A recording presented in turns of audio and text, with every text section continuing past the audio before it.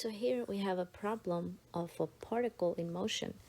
So at time t, the position of a body moving along the s-axis is given by this function. So this is the function that models the motion of this specific particle. So we want to find the body's acceleration each time the velocity is 0. So we want to find acceleration when the velocity is 0. So that means we need to compute the velocity function. So we know that the velocity function is simply the first derivative of the position function. So we're given the position function, let's take its derivative.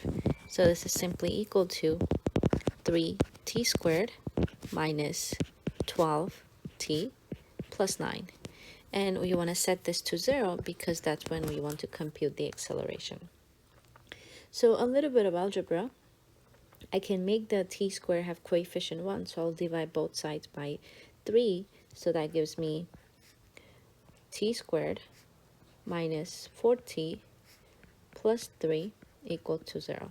Now this is not such a difficult question to find t values of. We can simply use factoring. So I can factor out this quadratic as follows.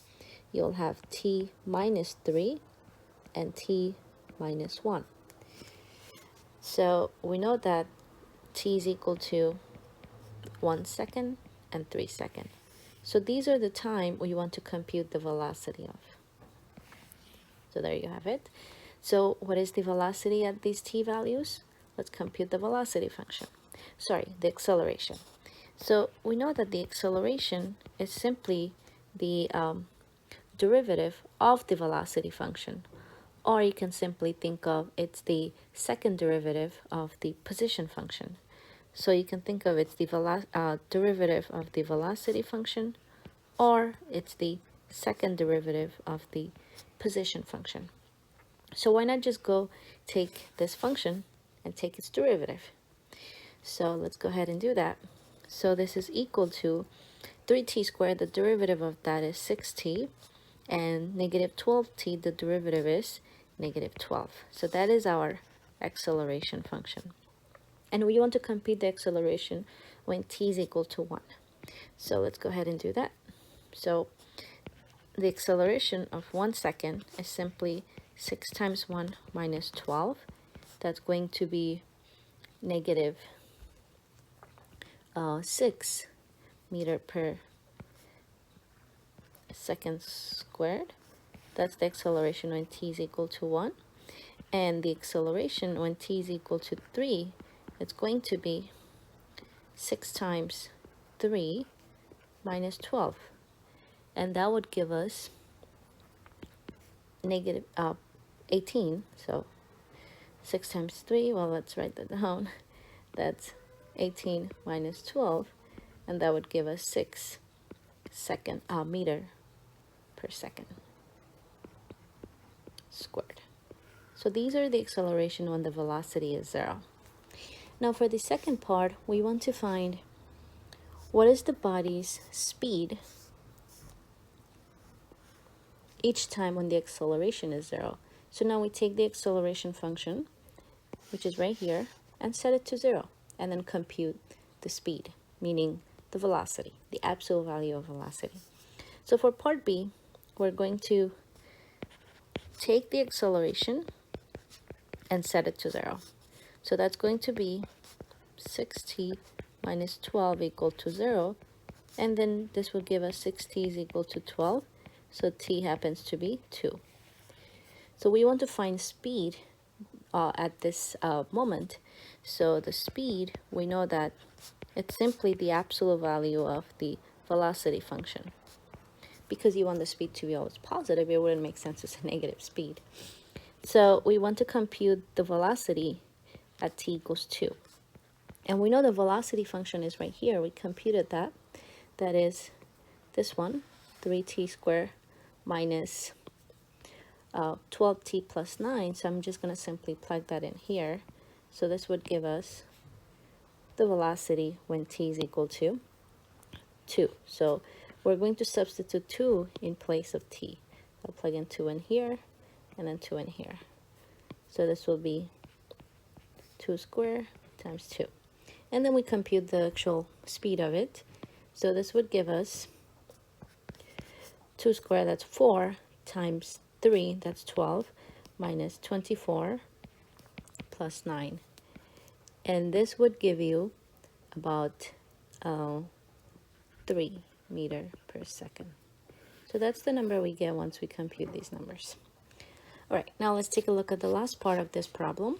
We want to find the total distance traveled by this particle or body from t equals 0 to t equals 2. Now we know we have to plug these values into the position function, but sometimes the particle might be traveling in opposite direction, meaning negative. And if you add a negative number, it's going to cancel out, so you don't get the total distance traveled.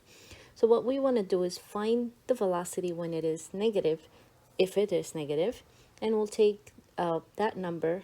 If that is between t equals 0 and 2, then we'll find position at that number.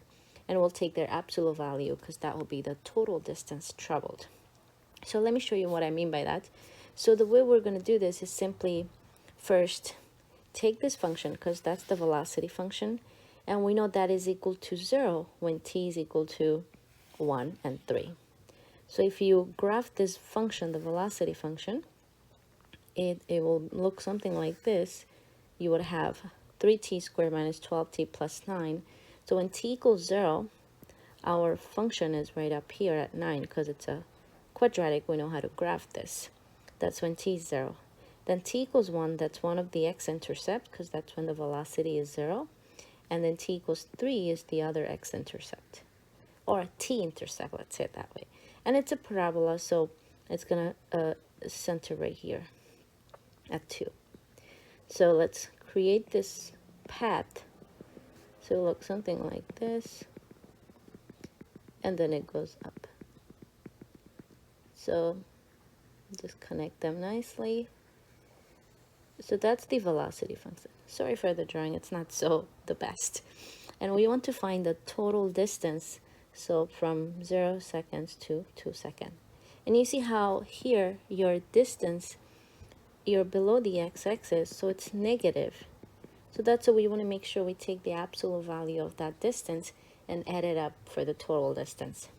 So we want to find the total distance from 0 to 2. So that's this distance traveled right here.